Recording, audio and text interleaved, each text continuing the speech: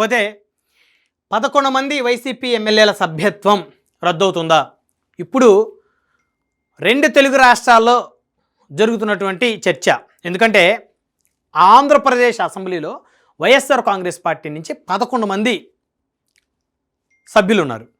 2024 ఎన్నికల్లో వైఎస్ఆర్ కాంగ్రెస్ పార్టీ తరపు నుంచి 11 మంది ఎమ్మెల్యేలు గెలిచారు జగన్మోహన్ రెడ్డి గారితో కలిపి.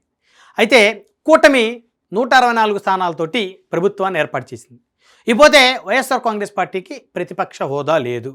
సో ప్రతిపక్ష హోదా ఇస్తేనే మేము అసెంబ్లీకి వస్తామంటూ వైసీపీ అధినేత జగన్మోహన్ రెడ్డి గారు పదే పదే మాట్లాడుతున్నారు.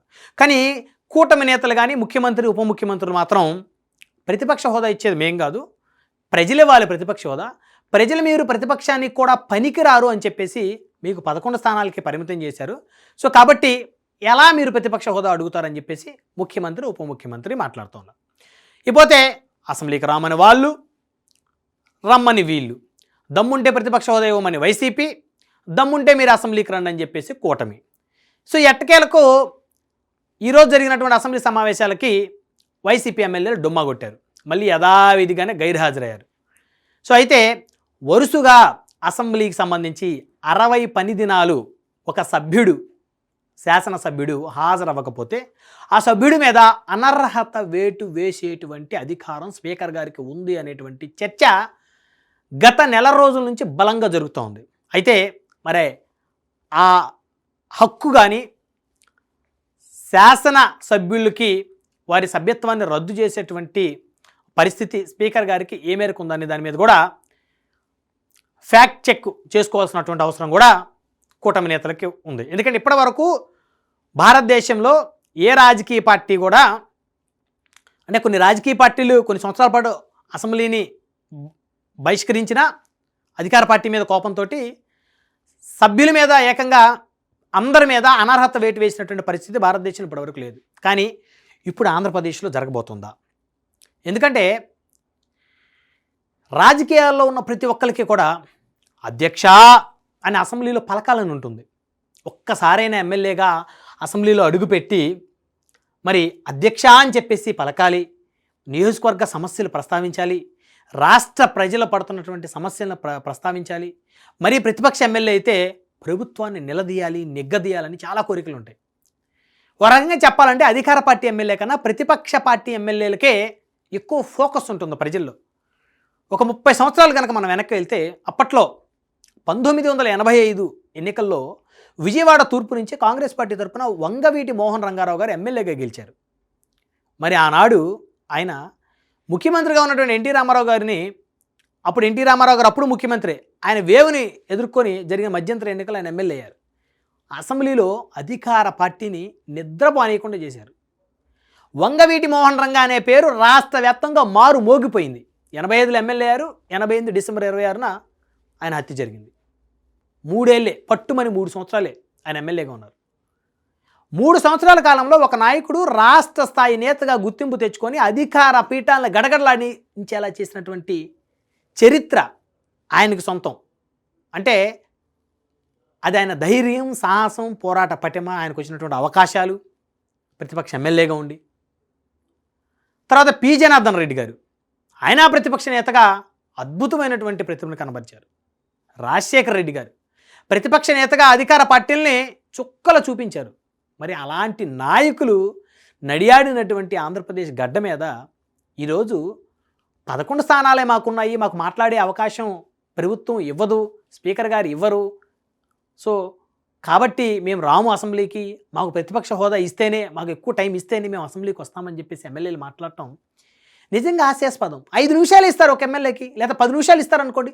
10 నిమిషాల పాటు ప్రభుత్వాన్ని, ఓ ప్రభుత్వ లోపాలని బలంగా ఎత్తి చూపండి. అప్పుడు మీ మైకులు కట్ చేయటం ప్రజలు కూడా చూస్తారు కదా. అయ్యో ఏం పోయింది, 11 మంది సభ్యులు ఉన్నారు కదా, ఒక్కొక్కరికి ఇంకో 10 నిమిషాలు ఎక్కువ సమయం ఇస్తే ఏం పోయిందని చెప్పేసి ప్రజల నుంచే మీకు సానుభూతి వస్తుంది. అసలు మీరు అసెంబ్లీకే రాకుండా మాకు ప్రతిపక్ష హోదా ఇస్తే వస్తాము, లేకపోతే క్యాబినెట్ హోదా ఇస్తే వస్తామని చెప్పేసి అడగటం ఏదైతే ఉందో నిజంగా హాస్యాస్పదం. జగన్మోహన్ రెడ్డి గారు ఏమీ అనుభవం లేని రాజకీయ నాయకుడు కాదు. 2009లో ఎంపీకి గెలిచారు. మళ్ళీ ఆ తర్వాత రాజీనామా చేసి సొంత పార్టీ పెట్టుకొని వైసీపీ నుంచి ఎంపీకి గెలిచారు. 2014లో ఎమ్మెల్యే, ప్రధాన ప్రతిపక్ష నేత, 2019లో ఎమ్మెల్యే, ముఖ్యమంత్రి, 2024 ఎమ్మెల్యే, సాధారణ ఎమ్మెల్యేనే ఇప్పుడు, ప్రతిపక్ష హోదా కూడా లేదు కాబట్టి. మరి అంత సీనియారిటీ ఉన్నటువంటి నాయకుడు ఆయన. 15 ఏళ్ళు రాజకీయ అనుభవం ఉంది జగన్మోహన్ రెడ్డి గారికి కూడా. ఆయన ఏం అమాయకుడు కాదు. 15 ఏంది 16 ఏళ్ళు 2009లో మొదటిసారి. వాళ్ళ నాన్నగారికి 35 సంవత్సరాల రాజకీయ అనుభవం ఉంది. ముఖ్యమంత్రిగా పనిచేశారు. తెలుగు రాజకీయాన్ని శాసించారు ఆయన. మరి అలాంటి ఆయన కుమారుడు ప్రతిపక్ష హోదా ఇస్తేనే అసెంబ్లీకి వస్తానంటాం నిజంగా ఆయనలో ఉన్నటువంటి ధైర్యం ఏమైంది? ఆ పోరాట పటిమ ఏమైంది? ఉమ్మడి ఆంధ్రప్రదేశ్లో 2009 అసెంబ్లీ చూస్తే అన్ని పార్టీల అసెంబ్లీ అది కలకల్లాడుతూ ఉండేది. రాజశేఖర రెడ్డి గారు దాదాపు 100 రోజుల పైనే బతుకున్నారు 2009లో వారి ప్రభుత్వం వచ్చాక. రాజశేఖర రెడ్డి గారు, ప్రజారాజ్యం పార్టీ అధినేతగా చిరంజీవి గారు, తెలుగుదేశం చంద్రబాబు గారు, మరొక పక్క టీఆర్ఎస్, మరొక పక్క ఎంఐఎం, లోక్సత్తా అధినేతగా జయప్రకాష్ నారాయణ గారు. ఎంత అద్భుతంగా జరిగింది అసెంబ్లీ. అసలు ఒక్క సభ్యుడు గెలిచాడు జయప్రకాష్ నారాయణ గారు ఆ రోజు కూకట్పల్లి అసెంబ్లీ స్థానం నుంచి, లోక్సత్తా పార్టీ నుంచి. ఒక్కడే మాజీ ఐఏఎస్ అధికారి అయినప్పటికీ గడగడలాడించాడు అసెంబ్లీని. అబ్బా ఎలా ఉండాలి ఎమ్మెల్యే అంటే, ఇలాంటి ఎమ్మెల్యే కదా మనకు కావాలని. మరి అలాంటి వాళ్ళందరూ అంత అవకాశాలని తెచ్చుకొని ఆ విధంగా వాళ్ళు ప్రజా సమస్యల కోసం మాట్లాడి గొప్ప పేరు తెచ్చుకుంటే 11 మంది ఎమ్మెల్యేలు ఉన్నారు జగన్మోహన్ రెడ్డి గారు. మీకు జయప్రకాష్ నారాయణ గారు ఒక్కరు, మీకు 11 మంది ఉన్నారు. మంది మార్బలం ఉంది మీ దగ్గర, 40% ఓట్ బ్యాంక్ ఉంది. అసెంబ్లీకి వెళ్ళి ఫైట్ చేయండి సార్.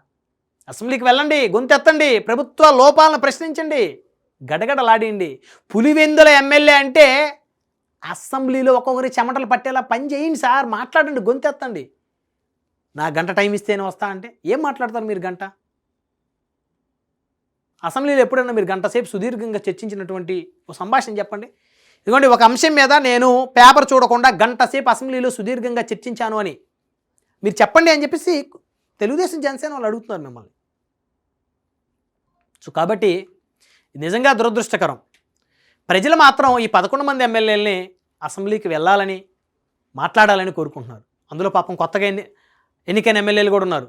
వారికి మనసులో ఉంటుంది అసెంబ్లీకి వెళ్ళి మేము మాట్లాడి, పలానా మంత్రి మీద మాట్లాడి, పలానా చంద్రబాబు నాయుడు గారిని గట్టిగా మేము గద్దించి, పవన్ కళ్యాణ్ గారి మీద గట్టిగా మేము మాట్లాడి, తెల్లారి టీవీల్లో పేపర్లో మా గురించి వస్తే మా నియోజకవర్గం ప్రజలు మమ్మల్ని చూసి మురిసిపోతారని చెప్పేసి పాపం కొత్తగా ఎమ్మెల్యేలు అయినటువంటి వారికి చాలా తాపత్రయం ఉంటుంది. సో నిజంగా ఇది చాలా దురదృష్టకరమైనటువంటి అంశం. నిజంగా మరి 11 మంది ఎమ్మెల్యేలు అసెంబ్లీకి వెళ్ళకపోతే 60 రోజుల పాటు అసెంబ్లీకి వారు గైర్హాజరైతే మరి వారి సభ్యత్వం రద్దవుతుందా? మరి రాజ్యాంగంలో రాసి ఉందా? మరి ఏ చట్ట ప్రకారం, ఏ నియమాల ప్రకారం, ఏ నిబంధనల ప్రకారం వారి సభ్యత్వం రద్దు చేస్తారనేది ఒక ప్రశ్నార్థకం. అసలు చేస్తారా చేయరా? ఎందుకంటే స్పీకర్ గారు, డిప్యూటీ స్పీకర్ గారు కూడా ఈ మధ్య పదే మాట్లాడారు ఎమ్మెల్యేల మీద అనర్హత వేటు పడే అవకాశం ఉందని. సో కాబట్టి ఏం జరుగుతుందో వేచి చూడాల్సినటువంటి అవసరం ఉంది. వైసీపీ ఎమ్మెల్యేలు అసెంబ్లీకి వెళ్ళి కూటమి ప్రభుత్వం మీద గర్జిస్తే చూడాలని 2 తెలుగు రాష్ట్రాలకి ప్రజల మనసులో ఉందంటే మరి నిజంగా అది గొప్ప విషయం. కానీ అసెంబ్లీలోకి వెళ్ళి ప్రభుత్వం మీద మాట్లాడేటువంటి ధైర్యం, సాహసం ఆ ఎమ్మెల్యేలకి లేదనేది అయితే స్పష్టంగా అర్థమవుతుంది. ఎందుకంటే గత తాలూకా వారు ఇసుక, మద్యం, అనేక కుంభకోణాల్లో వారు కూరుకుపోయి ఉన్నారు. వాళ్ళు అసెంబ్లీకి వెళ్తే అధికార పార్టీ ఎమ్మెల్యేలు వారిని కడిగి పారేస్తారని ఒక భయంతో వారు అసెంబ్లీకి వెళ్ళట్లేదని చెప్పేసి టీడీపీ ఎమ్మెల్యేలు బలంగా చెప్తా ఉన్నారు, మాట్లాడుతూ ఉన్నారు. ఇక ఒక అడుగు ముందుకేసి గోరంట్ల బుచ్చి చౌదరి గారు అయితే జగన్ అసెంబ్లీకి పనికిరాడు, ప్రతిపక్ష పాత్ర కూడా మేమే నిర్వహిస్తామని చెప్పేసి ఆయన బహిరంగంగా మాట్లాడుతున్నాడు. అయినా కూడా ఏమాత్రం చలనం, పౌరుషం లేకుండా మీరు అసెంబ్లీకి వెళ్ళకపోతే నిజంగా మరి ప్రజలు హర్షిస్తారా? రేపు ఈ 11 మంది ఎమ్మెల్యేలు అసెంబ్లీకి వెళ్ళకపోతే నియోజకవర్గంలోకి వెళ్ళి ఓట్లు అడుగుతారా?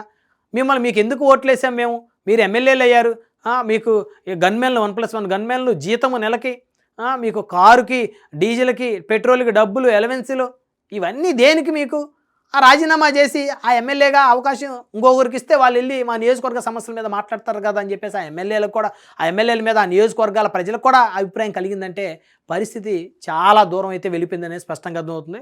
మొత్తానికి ఈ ఎపిసోడ్ మరి ఏ వైపు మలుపు తిరుగుతుందో వేచి చూడాలి.